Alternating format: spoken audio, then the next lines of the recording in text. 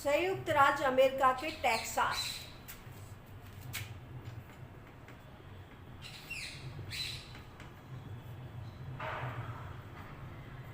संयुक्त राज्य अमेरिका के टेक्सास प्रांत में इस क्रिया के कारण चट्टानों का बिखरना सामान्य क्रिया।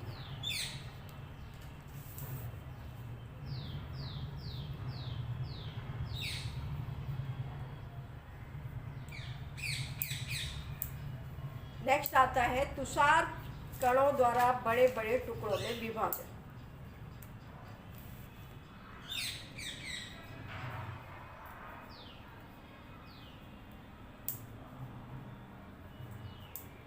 देखो, ये जो क्रिया होती है वो दो रूपों में होती है। पहला तो इसमें क्या होता है कि चट्टानों की संदों में, चट्टानों की दरारों में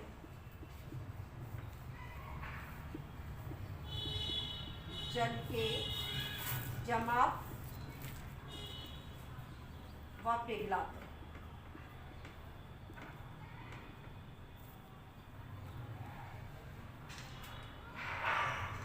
और दूसरा जो इसमें जो रीजन काम करता है वो ये है चट्टानों की दरारों में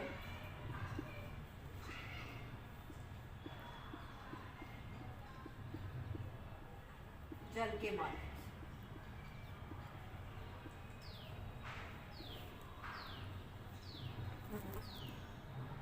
अब हम इसको एक एग्जाम्पल से इसको समझने का प्रयास करते हैं। यहाँ पर हमने ये दो चट्टानें ले ली,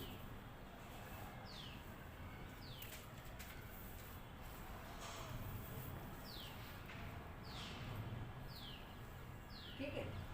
इसमें ये क्या है, आपकी दरार है और हर चट्टान में दरार होती है। ये जो क्रिया होती है एक्चुअली में अपने ट्रॉपिकल जोन में नहीं होती है, ये होती है उच्च पर्वतीय भूभाग, जहाँ पर टेम्परेचर हमेशा डाउन रहता है और टेम्परेचर जैसे ही थोड़ा सा बढ़ता है वहाँ पर जो बर्फ़ होती है वो पिघल जाती है, जो ग्लेशियर वाले क्षेत्र। यहाँ पर जब आपका जल इन संदों में पहुँचा और संदों में पहुँचने के कारण दिन में तो उसका टेम्परेचर सही था, वो पिघल गया, लेकिन रात्रि में क्या होता है कि ये जम जाएगा। तो ये क्या करेगा, मैंने वो बोतल वाला जो एग्जाम्पल दिया, ये प्रेशर डालेगा यहाँ पर दोनों साइडों में, ये प्रेशर डालेगा और अपना स्पेस बनाएगा। और जब ये स्पेस बनाएगा तो इसके अंदर जो क्या कहते हैं,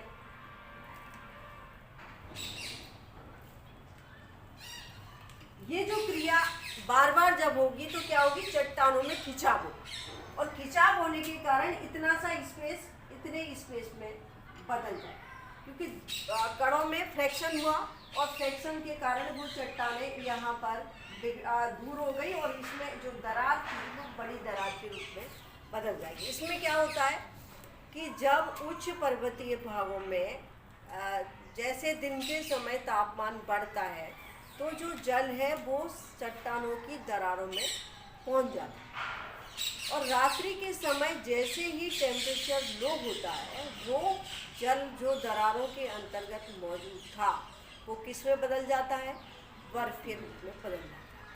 और बर्फ़ के रूप में जब वो बदलेगा तो उसके आयतन में प्रसार, और जब आयतन में प्रसार होगा तो वो चट्टानी कणों पर खिंचाव डालेगा, प्रेशर डालेगा और अपनी जगह बनाएगा, क्योंकि उसको तो जगह बनानी है।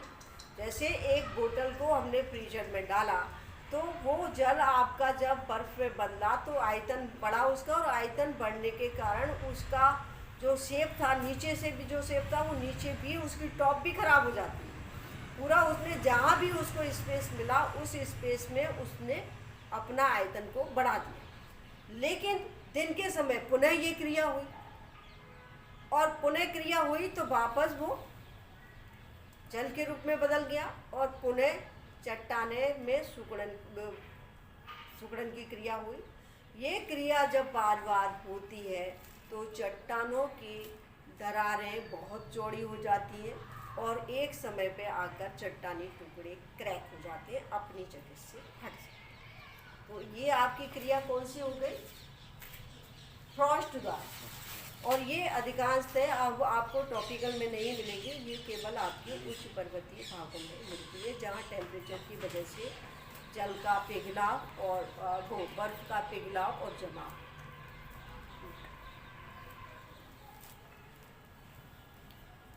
फॉर एग्जाम्पल, शीत क्षेत्रों में या हिमालय जैसे उच्च पर्वतों पर दिन के तापमान में हिम पिघलने पर चट्टानों के छिद्रों और दरारों में हिमजल प्रवेश कर जाता है और वही जल रात्रि के समय टेम्परेचर कम होने पर उन संदों में जम जाता है। परिणाम स्वरूप उसके आयतन में विस्तार होने से कणों में फैलाव की क्रिया होती है। जब ये क्रिया बार बार होती है तो चट्टानें अपनी जगह पर विघटित हो जाती।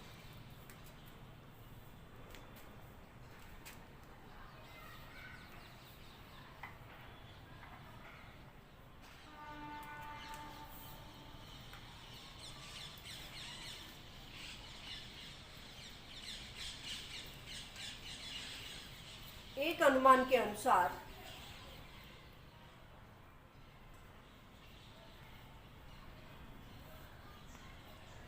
जल जब ठोस रूप में बदलता है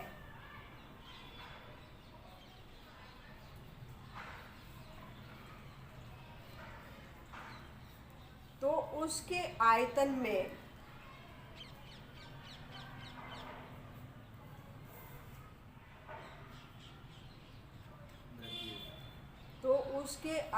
में लगभग 10% का विस्तार होता है।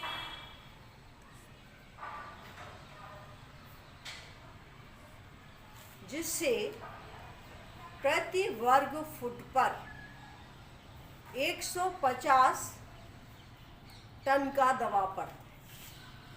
प्रति वर्ग फुट पर 150, ये जो है 150 टन का दबाव पड़ता है।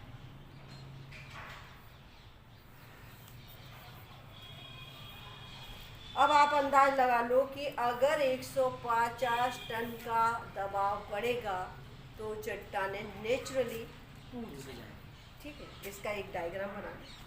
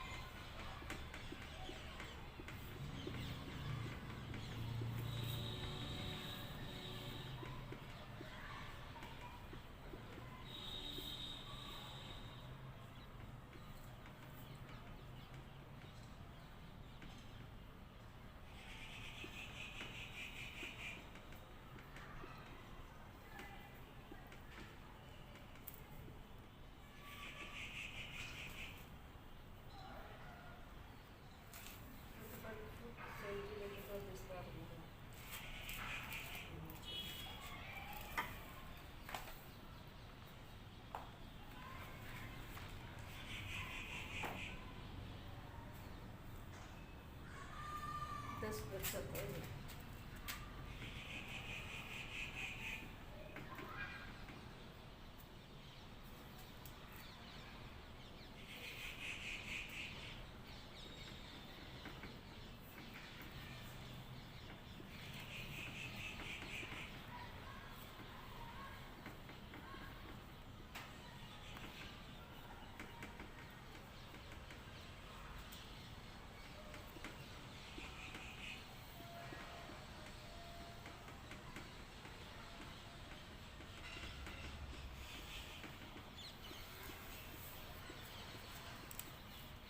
ये सारा का सारा है आपका ये डिस्कैरेटिंग की प्रक्रिया है चट्टानों का।